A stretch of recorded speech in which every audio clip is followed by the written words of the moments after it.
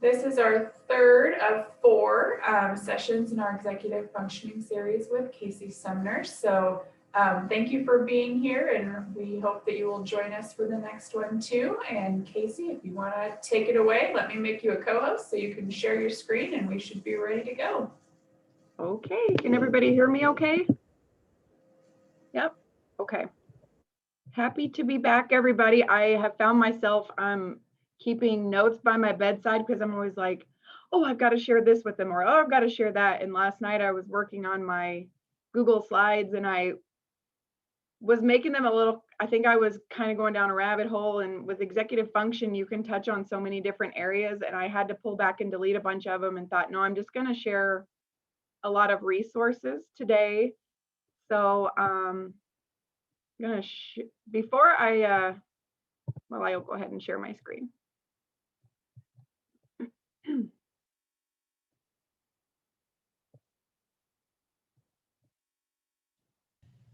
So here is our checklist, our visual schedule. We are on session 3, as Jessica said, and this is just another strategy for you guys to see how it's important to help support students or even adults to help their eyes quickly track information and understand where you're at in the time frame of things.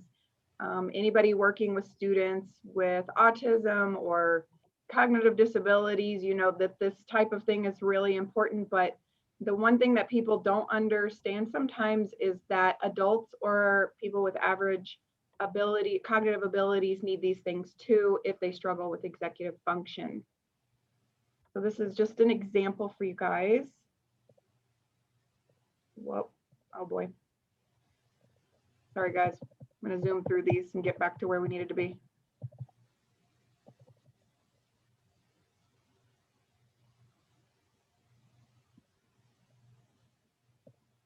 Here we are. So last time I asked you guys if you wanted to take some time and create your own color binder system like we're doing at Spearfish Middle School, or do something else that you think would support someone. So I just wanted to get your feedback. Whoever would like to go first, if anyone did it, maybe you didn't, I know we're all super busy. So if anyone did do it and would like to share, I put some prompts up on the screen and highlighted them to help your eyes quickly track and chunk information of who did you set the system up for? What did your system look like? Where was it implemented? Did you have to change anything along the way? And what were your results? So if anybody would like to jump in and share their journey.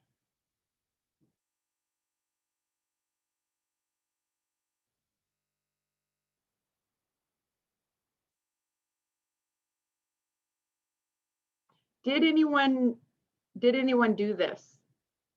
And if not, that's okay, you're not in trouble.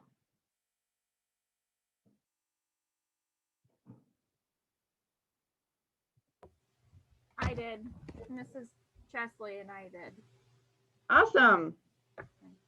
4th grade, we implemented it only with one kiddo, 4th grade boy, who struggles with organization. He's diagnosed with ADHD.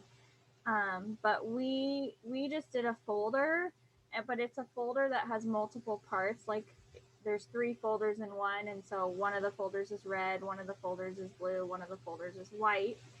And we just took a checklist. Like I couldn't get it on your Google Classroom, so I just made it myself, but it was pretty easy to make. Yeah. And so the red is math, the white was reading and writing, and the blue is science and social studies. And then the back of it is what papers, like from his mailbox, that he needs to take home that he's done with. So it's, I mean, I guess it's like a homework folder on steroids. Yeah. So as far as results, he used it to write down 2 spelling / like word part for reading and writing assignments. And I'm meeting with him once a week. I'm the school counselor. And doing like a folder check and a backpack check and a grades check. Because he really struggles with missing assignments. Mhm. So he had turned, when I checked with him yesterday, he turned the 2 papers in, but he hadn't check marked that they were turned in. So him and I check marked that they were turned in, and then he had 1 more spelling packet that we wrote down and put the date on, and we'll see if he turns it in today. Awesome. Did he take that folder home at night, or did he leave it at school? Yes, he did. He's taking it back and forth. Yeah. Cool. One suggestion I would make is for him to have somebody to check in with daily on those assignment checklists, if it's kind of like his go-to person. You know, each day. He does do check in and check out with our 5th and 6th grade math teacher. So Maybe that would be a good time for them to say, hey, did you get everything filled out today? Let me see your assignment checklist. And maybe another suggestion for teachers is having the assignments in a checklist form up on the board, like we were able to make posters out of our assignment checklist.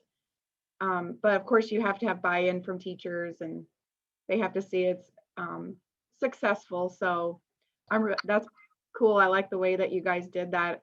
And you had a folder that had different things, and I've never been able to find anything like that. So that's really cool.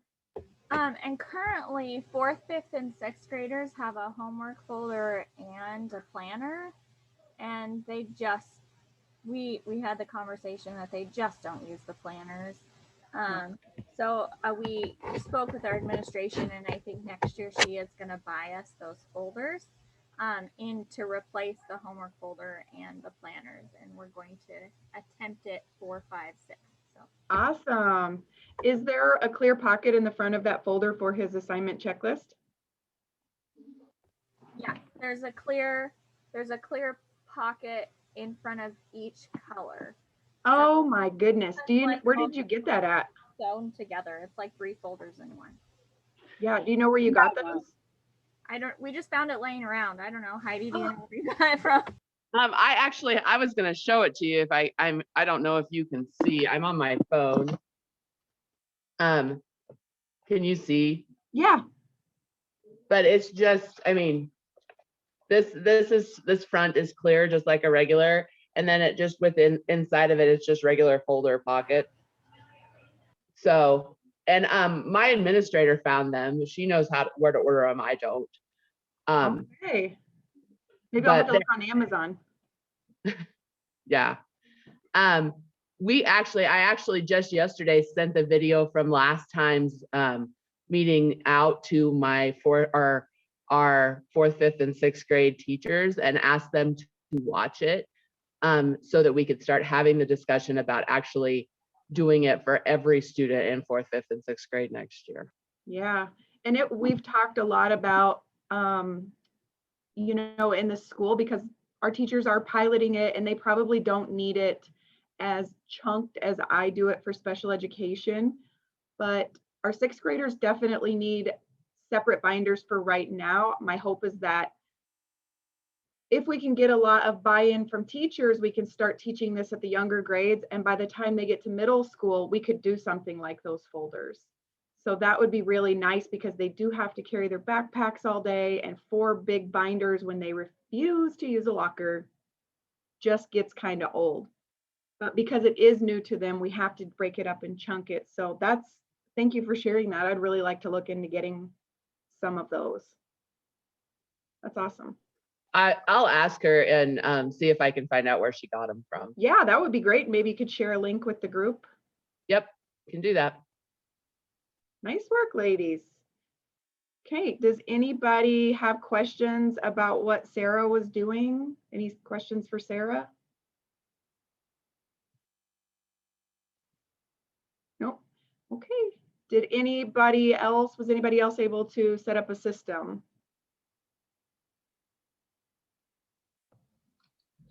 Good morning, this is Tara. My Tara. computer has decided it doesn't recognize the camera this morning, even though I used it just last night, so I apologize for no video. No worries. I also presented the information to the whole elementary team, and we are excited to start working on it and set it up for our students for next year. And we have very small class size. And what we're going to do is in the lower grades, we're going to go with the folder system and get those colors started in those lower grades. And then by the time they get to 5th and 6th grade, use the binders. But that way they've got those colors in their minds, gives them some comfort as they go up in classes, and starts them with the organization so that hopefully by the time they get to high school, they're able to do it on their own. So thank you very much for all your information. Yeah, that's really awesome. Do you mind me asking what school district you're with? Oh, sure. Harrison, Sioux County Schools. And I only ask because I'm going to be speaking at our end of the year professional development, and my principal has asked, for me to talk about this class that we're doing and talk about how other schools might be implementing it. Just because sometimes change is really hard for people, and sometimes you have people that are really gung-ho about things, and then there are other people who don't like change and like to do what they've always done, or there are people that say, I don't need one more thing on my plate. And so we thought it would be really cool to get ideas from you guys too, and then just share like, hey, there's lots of people that are doing this. There's people that just found out about it and want to start implementing it too. So thank you for sharing that. I really appreciate it. Yeah, we're very excited. I have a question for you. Sure. We decided that, so we looked online for our ESU annual co-op buy for colors that we could use, and we decided to go with red instead of orange. Was there any reason that you had chosen orange and stayed away from red, or? No, whenever I first started doing it, I just had an abundance of orange binders, and that's just what I went with. But actually our middle school, because orange binders are difficult to come by apparently, and red is I guess a more common color, we are switching our math content to red. Oh, okay, great. So you don't have to do the colors that I did. Sarah did some different colors, and whatever you guys decide on, that's totally fine. As long as it's something that a kid is able to just quickly look at and retrieve information without a lot of verbal prompting and a lot of talking, and they can quickly chunk that information and be successful. So yeah, I mean, whatever colors you want to use. Cool. Thank you. Yeah, thank you for sharing. Did anybody else want to share? I was going to say, Nina just shared a pretty cool organizer from Amazon Ooh, in the chat. So awesome. I'll have to check that out. Was there anybody else want to share before we move on?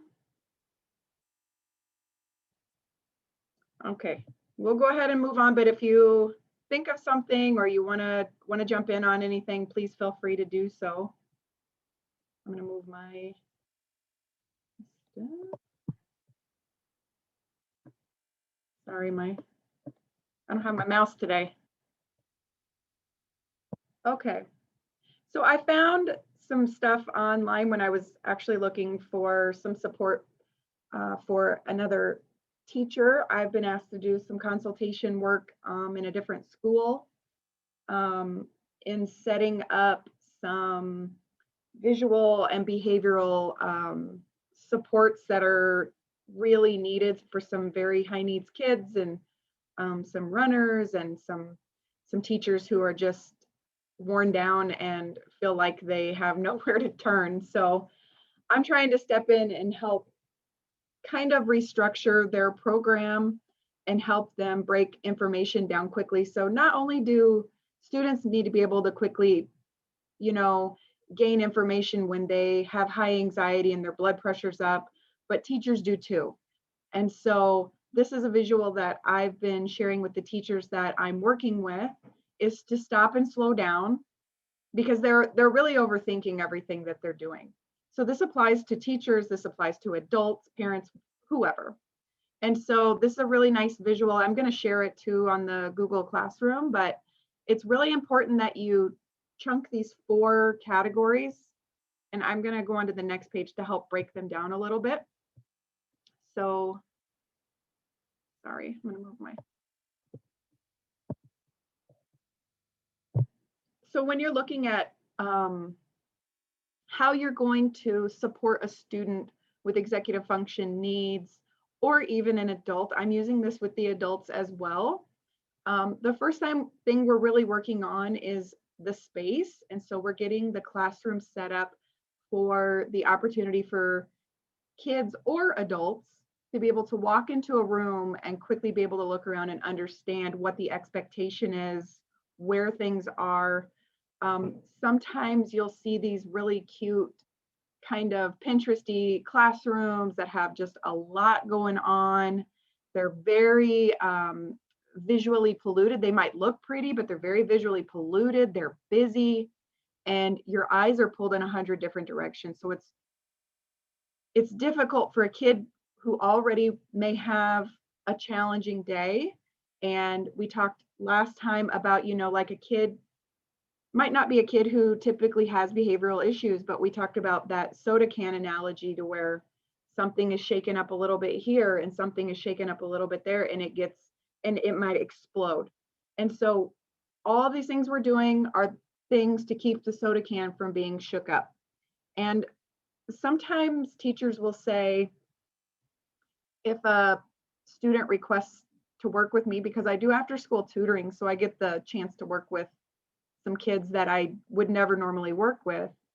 And I'll work on their binders with them and teach them some of these strategies, and they'll ask their teachers if they can come work with me during their study hall. And this happened last week, where a kid asked his teacher if he could come down and work with me on his binders. And we were going through his grades, and he had all Fs, and he's had all Fs all year. And to me, that's a pretty clear indicator that there's a big problem. We're in March. And so I looked at his binders, and it was bad, real bad. And so I told him, it's your responsibility to talk to your teacher, and then you guys can decide if she feels like it's appropriate for you to come see me once a week. And the teacher contacted me and said, he doesn't need that kind of help. He just needs to focus.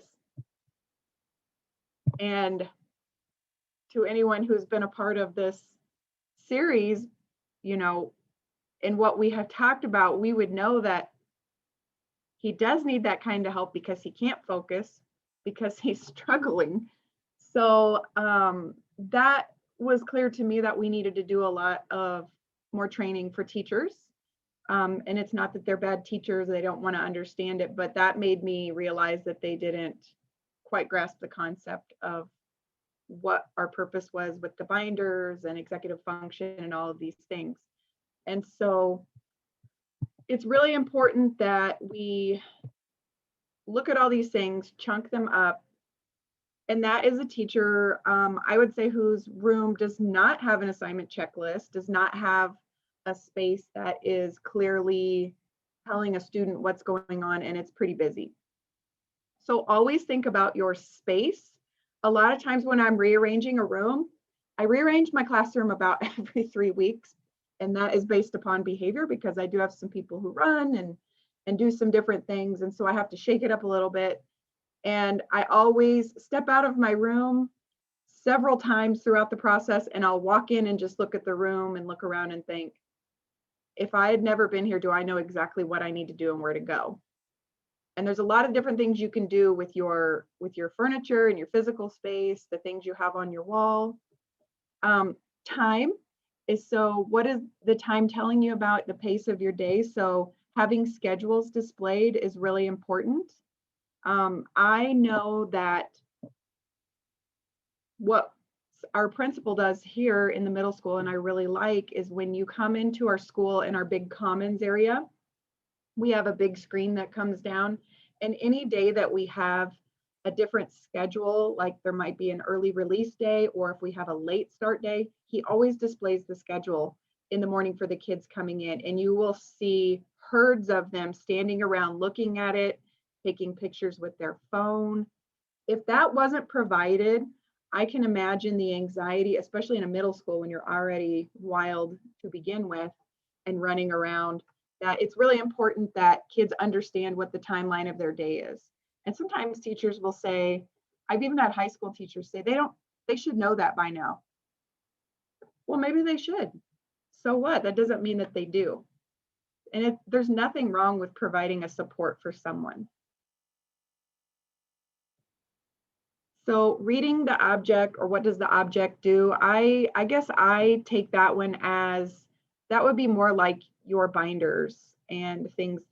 That's how I look at it. I guess for me, it might be different for other people, but what do your binders do? Well, you should be able to quickly look at them and know what subject they are without having to do a lot of reading. And so that could be your folders. What does this folder do? Well, if your assignment checklist is on the outside, you quickly know what it does, and you can quickly turn to a separate page, and know what subject that is and quickly recall that information. And reading people, what are they telling you? So a lot of times I talk to teachers about, what is your body telling kids? What is your face telling kids? Are you turned around and making eye contact with a kid who really struggles with focus and attention? Because if you're not, they're probably not paying attention to you. So you probably need to have your body facing them, eyes on me, making sure you're checking in with them. Also, how fast you're talking.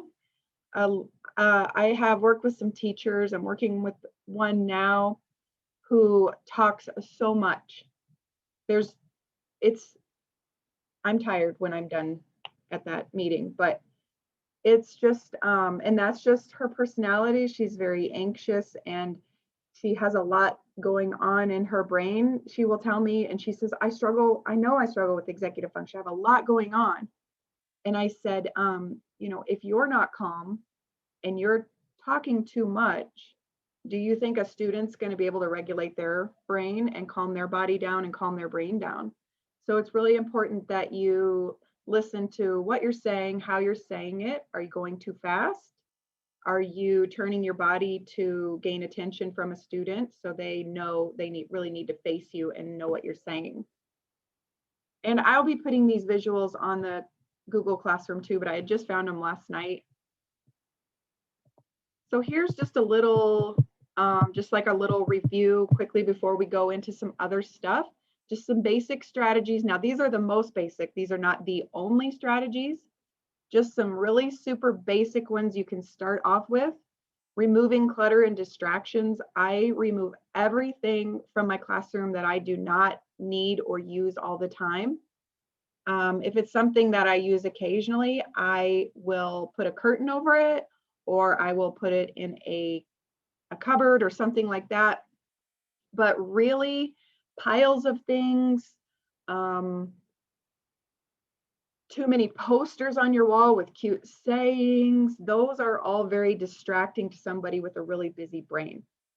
Always have your schedules displayed. Depending on who you're working with, sometimes you'll want to even chunk your schedule. So in the middle school, we have 8 periods. So our schedules are displayed in my room for each kid. They have their own individual, but theirs are chunked for morning and afternoon, or AM and PM. Because otherwise they get a little anxious. They like the idea that they're both there, but they can just check in with the AM one and have 4 blocks to look at. Having your expectation displayed, keep it really short. Don't make it too wordy, because I know even as an adult who struggles with executive function, if you have sent me a super long email, or you have some really big long thing written on your board in your room, I'm not going to read it. I know that about myself. I'm going to move on, and I'm going to scan it quickly and move on. So just keep it super quick, and always remember the word chunking. Your physical space too. can be a game changer for a lot of kids. Lighting, temperature. I went into a room that I was doing a consultation on the other day, and it was freezing. And it was so dark in there. There were light covers over every light in the room. And I said, what is this? I feel like I'm in a meat locker and I need to take a nap. And they just kind of laughed at me. And I said, no, I'm serious. And so it's really important that you think about those things. Now, some we have no control over, but it's really important to know your physical space and how your room is arranged, because a lot of times you can eliminate distractions and things just by the way your furniture is displayed, where your desk is at. Lots of different ways to make a physical space meaningful to a kid to take away anxiety. So checklists, which we already know, work really well, but again, those checklists have to be checked in with daily, especially when somebody's first starting this process. It has to be a lot of support in the beginning. And I always tell teachers, this is an investment. It is going to be a lot of work in the beginning, but you're putting a lot of work in the beginning. So in the end, they're independent. Graphic organizers are amazing. You can use these for every subject. I use them for math. I use them for English. I use them in life skills. We use them to work on IEP goals. So they're amazing, and they help the eye quick and chunk information, they help the brain recognize information and chunk it quickly, color coding, and an organizational system. So today I wanted to talk about behavior. And a lot of times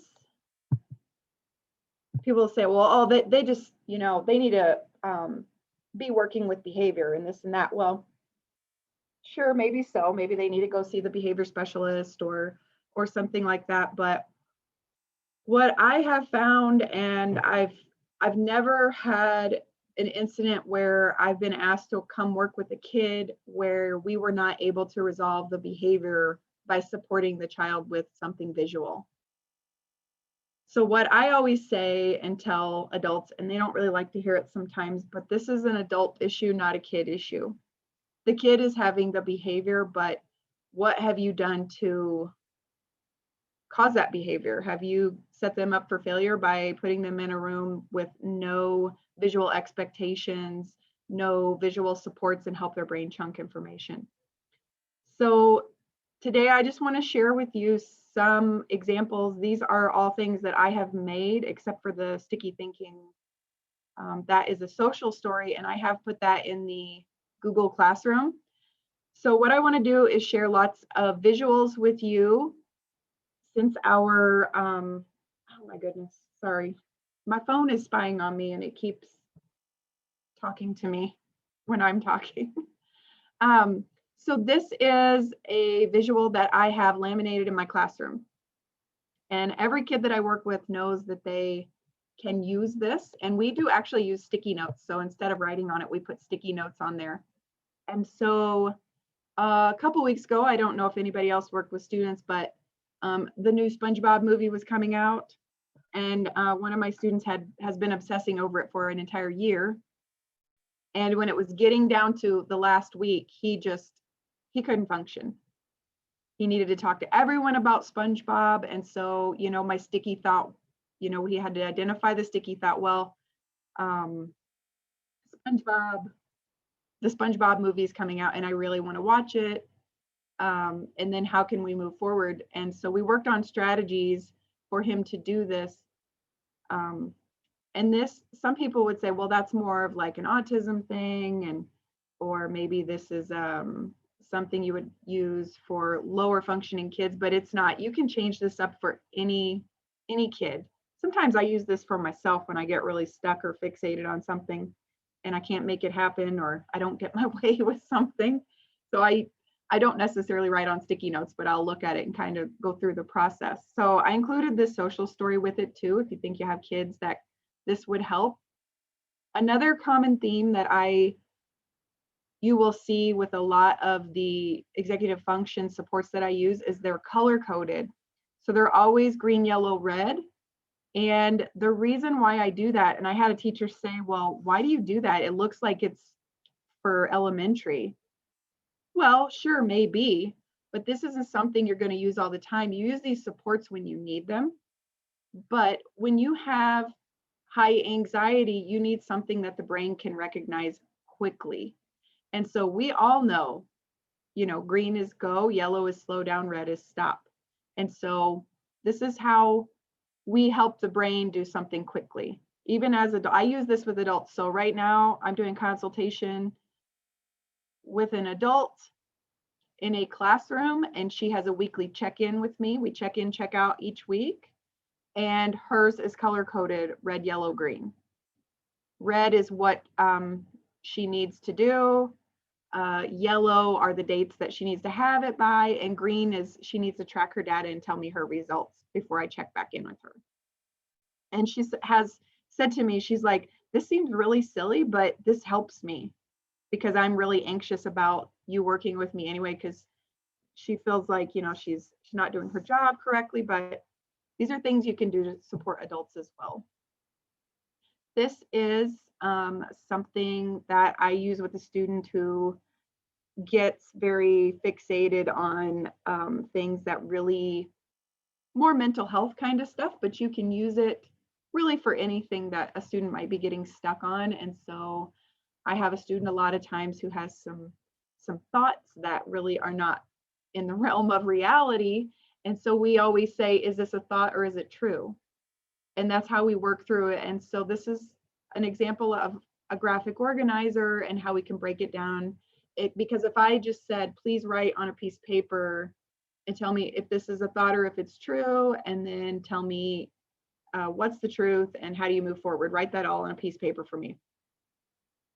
She couldn't do it because when her brain is more manic or her anxiety is higher, she needs that chunking, that space broken down on a piece of paper to help her brain break it down. This is another skill that I'm using right now. I use this with a lot of different ages of kids and a lot of different abilities, and it seems a little bit silly right now, but our 7th grade English teacher just used the Inside Out characters for an activity to go along with a book that they were reading, which I thought was pretty cool because it's something that I use in my room a lot. I am currently using this with 1st and 2nd graders. I use this at the middle school level. Last week, I was called to go to, I work with a student who is a medical homebound student and not able to go to school, doesn't have great communication, uses the Dynavox, and was just being super aggressive. And so I went over and I said, tell me how you feel when you're sad. And so he would tell me and we'd write it down. Tell me what makes you angry. And essentially what we found out is we found the root of the problem, why he had done what he had done to physically hurt someone, a couple different people. And in working with the nurses and the one-on-one aid and the parents, I said, this is what he has told me happened. And they were like, oh my gosh, we didn't even ask him that. And so they use this now. And even the parents use this with the child at home. And they'll say, it makes me angry when you punch me. I'm sad when you hurt my feelings. And so they're doing this together now as a family. And it has really changed their dynamics. And I got a call from the physical therapist who usually gets the brunt of the attacks. And she said, what's the list all about? And I said, what do you mean the list? And she said, well, I was seeing our student today and he kept pointing at his nose. And he said on his Dynavox, I want to punch you. I need a break. And she said, okay, because she said he had never done that before. And he said, he turned to his nurse and he said, the list. And so he calls this the list now. And she brought it over and he pointed to anger and he said, I am angry because you're hurting my body. I want a break. That's the first time in his whole 13 years of life he's ever been able to say that. And something just as simple as this was able to help him chunk his thinking when he was anxious. So don't ever feel like it's too simple or anything. This is a visual, this is for a student who steals a lot. And so this is kind of after the behavior has calmed down, or a lot of times we'll talk about like rumble rage recovery for behavior. When I can tell he's rumbling, I know when he wants to steal, and I know him well enough by now. And so this is kind of a visual choice board that we go through. And he steals milks all the time. So if I see him lurking toward the lunchroom, I'll know what's going on. And a lot of the time he'll say, I want something. And I'll say, okay, is it yours? And then he points to the board, yes or no. Can you ask me for it? And he'll say, yeah. And do I need it right now? Is it mine? And so this is a way to help him be more independent. And we've gotten to a point now where I don't need to go through this with him. I hand it to him. He looks over it for a minute and then he goes, okay, fine. And he goes back to class. So he is starting to become independent in this and with his thinking. And hopefully we can phase this out over time. And that's the great thing too about all these visuals. You don't have to use them over time. The goal is to teach the thinking, help them learn strategies to break their thinking down, and then eventually fading that out to where they can become more independent. These are break tickets. These are laminated and they're not together when we use them. They're cut apart. And so this is for a student who, after he gets his work done, he gets a 10-minute break and he can choose YouTube because those are his favorite things, watching YouTube or reading a book, Magic Treehouse. However, if he hits anyone, tries to break his laptop, rips a book up, anything like that, then we just stop and we give the 2-minute break, but he does not get YouTube and there won't be any talking with that. Everyone just kind of walks away and removes the attention from it. But when he holds this card, they're given to him and then he knows, okay, I need to stop and I'm going to get a break. And we do that on a timer as well. This is something that I used to use Class Dojo with younger kids. I don't anymore. I actually use the Blooms app now. I don't know if anybody uses that, but it's like Remind and Class Dojo all in one. It tracks behavior. It has portfolios. It has a calendar to schedule all of my IEP meetings. It's beautiful and amazing. I love it. But I used to use Class Dojo. And the kids would track their points, and then we had what we did is once they had a certain amount of points, and they tracked these points. This wasn't something they did individually. They tracked these as a class, so my life skills class. And once they got, I think it was 600 points, I took them to Jump Craze at the end of the year, which is a trampoline park. And so that's how we started having them do teamwork and work together, because these were kids that did not have good social skills or the ability to work well with others. So this was a good way for them to help track their points. And that was like the big deal. Every day when they came in at the end of class, they all, as a group, all wanted to know, what are our points? We have to write them down. This is a behavior tracking sheet. I have a student on a formal behavior plan for using respectful language, no arguing, making threats, and completing homework. Completing homework's not part of the behavior plan, but I included it. And so what this student has to do is earn a certain amount of points. And if those points are earned by the end of the day on a Thursday, then that student gets a half a day of school on Friday. And so we put that down at the bottom too, half a day on Friday, yes or no, and how do I feel? The other thing I put in here, this isn't just kid stuff. This is for adults too. And so I wanted to share with you some of the visuals that I use with adults that I work with. This looks really complex, but I have a student with multiple disabilities, nonverbal, wheelchair, blind, lots of different things. And so needs lots and lots of support within the school day. So this is a staff schedule. This is for all of the adults in my classroom, but I needed to ensure that we were all doing things the same exact way. And so this is pictures of her schedule cards and things to ensure that we all do things the same way. And I'll put this on the classroom as well if you want to go back later and look at it. This is a seizure plan that is color coded for adults because we know seizures or anything medical can cause a lot of anxiety for adults. So I had to break it down and chunk it for adults as well to help them in a high stress situation. This will be on Google Classroom.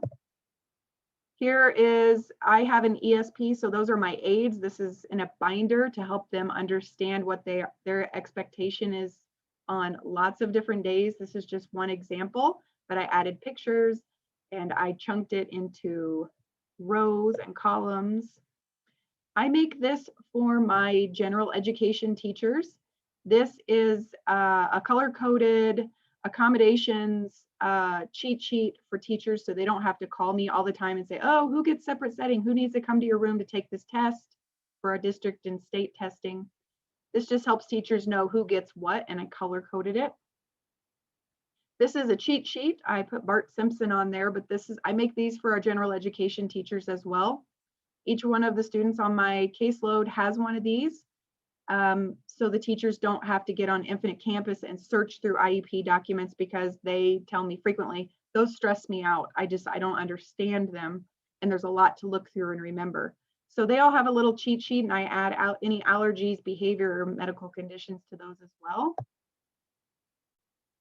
So we have a couple minutes left.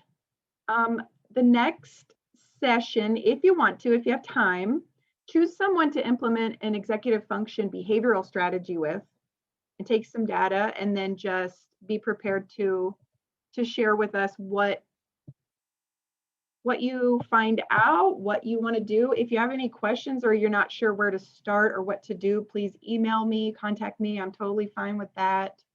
I like helping with that kind of stuff. Does anybody have questions about that? You could even do this with adults too. So if you're a supervisor of anyone and you wanted to help them be a little more organized or help them quickly retrieve information that might be stressful for them if they have a very busy day. But that would be really cool if you guys could take pictures or even just show us on the screen, hold something up next time. It'd be really cool because I love to steal your ideas and I like to steal ideas from other people too. Does anybody have questions about that? Nope. So I got, is Cleo on the call?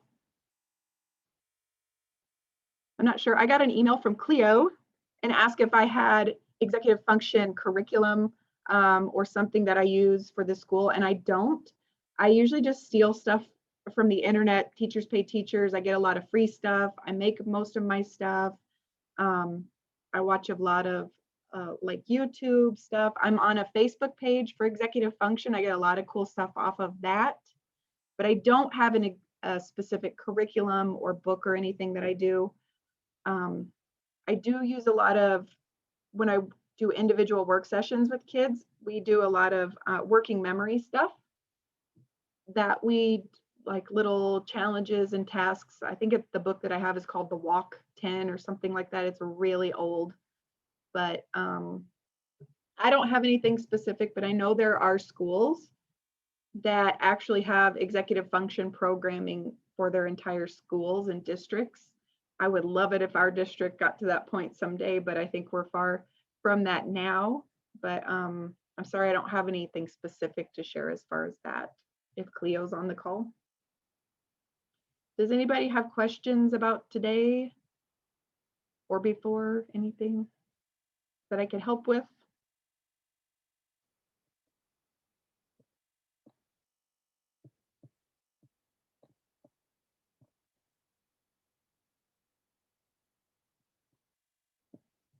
Sorry, I'm just looking in the chat real quick. Okay, I think that's all I have for today. Can't wait to see what you guys come up with for next time. Okay, thank you so much. We will have our final meeting on April 15th, same time, same place.